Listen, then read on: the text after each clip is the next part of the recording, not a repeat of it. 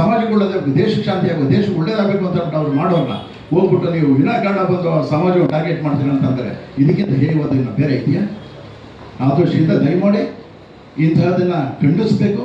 ಮತ್ತು ಅದರಲ್ಲೂ ಇತ್ತೀಚಿನ ಮೊನ್ನೆ 14ನೇ ತಾರೀಕು ನಮ್ಮ ಸನ್ಮಾನ್ಯ ರಘುನಾಥ್ ಅವರು ಒಂದು ನೂತನವಾಗಿ ಅಧ್ಯಕ್ಷರಾಗಿ ಆಯ್ಕೆ ಇದ್ದಾರೆ ರಾಜ್ಯಕ್ಕೆ, ಅಖಿಲ ಕರ್ನಾಟಕ ಬ್ರಾಹ್ಮಣ ಮಹಾಸಭೆಗೆ. ಅವರು ಮೊದಲನೇ ಸವಾಲು ಇದಾಯಿತು, ದುರಾದೃಷ್ಟ. ಯಾಕೆಂದರೆ ಒಳ್ಳೊಳ್ಳೆ ಕಾರ್ಯಕ್ರಮ ಹಮ್ಮಿಕೊಳ್ಬೇಕಾದ್ದು ಇಂಥ ಪ್ರತಿಭಟನೆಗೆ ಇಳಿಬೇಕಾಯ್ತಲ್ಲ ಅಂತ ಅಂದ್ಬಿಟ್ಟು ಅದೊಂದು ವಿಷಾದ ಆಗ್ತದೆ. ಇಡೀ ರಾಜ್ಯದಲ್ಲಿ ಇದ್ರ ಬಗ್ಗೆ ಎಚ್ಚರಿಕೆ.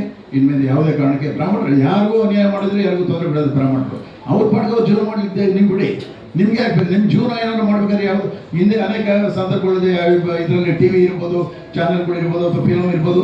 ಬ್ರಾಹ್ಮಣರನ್ನ ನೀವು ಮುಂದಿಟ್ಕೊಂಡು ನೀವು ಹೊಟ್ಟೆ ಉರಿತೀರ, ಜೀವನ ಮಾಡ್ತೀರ ಅಂದರೆ ಇದಕ್ಕಿಂತ ಅಸಹ್ಯವಾದ ಹೇಯವಾದ ಕೃತ್ಯ ಏನಿಲ್ಲ. ಅದಕ್ಕೋಸ್ಕರ ದಯಮಾಡಿ ಈ ಸಂದರ್ಭದಲ್ಲಿ ಈ ಪ್ರತಿಭಟನೆಯನ್ನು ಇಡೀ ರಾಜ್ಯದಲ್ಲಿ ನಡೆಸ್ತಾ ಇದೆ. ಇದಕ್ಕೆ ತಮ್ಮೆಲ್ಲರೂ ಸಹಕಾರ ಬೇಕು ಅಂತೇಳಿ ಮತ್ತೊಮ್ಮೆ ಏನು ಇವ್ರನ್ನ ನೀವು ಬರೀ ಸಸ್ಪೆಂಡ್ ಮಾಡಿದ್ದೀರಾ, ಸೆಕ್ಯೂರಿಟಿ ಹೋಮ್ ಗಾರ್ಡ್ ಇವರನ್ನ, ಅದನ್ನು ಯಾರು ಇದಕ್ಕೆ ಕಾರಣಕರ್ತರಾಗಿರೋ ಅಧಿಕಾರಿಗಳನ್ನ ಈಗಾಗಲೇ ಸಾಮಾನ್ಯ ಡೆಪ್ಟಿ ಮಿನಿಸ್ಟರ್ ಹೇಳಿದ್ದಾರೆ, ಸಾಮಾನ್ಯ ಎಜುಕೇಷನ್ ಮಿನಿಸ್ಟರ್ ಹೇಳಿದ್ದಾರೆ. ಆದರೆ ಅವ್ರ ಹೇಳಿಕೆ ನಿಜವಾಗಬೇಕಾದ್ರೆ ಈ ತತ್ಕ್ಷಣದಲ್ಲೇ ಆ ಅಧಿಕಾರಿಯನ್ನು ಸಸ್ಪೆಂಡ್ ಮಾಡಿ ಅವನ ಮೇಲೆ ಎಲ್ಲ ರೀತಿಯ ಕ್ರಮ ತಗೊಂಡು ಬ್ರಾಹ್ಮಣ ಸಮಾಜಕ್ಕೆ ನ್ಯಾಯವನ್ನು ಒದಗಿಸ್ಕೊಡ್ಬೇಕಂತ ಸಂದರ್ಭದಲ್ಲಿ ಹೇಳಲಿಕ್ಕೆ ಇಷ್ಟಪಡ್ತಾ ಇದ್ದೀನಿ. ನಮಸ್ಕಾರ.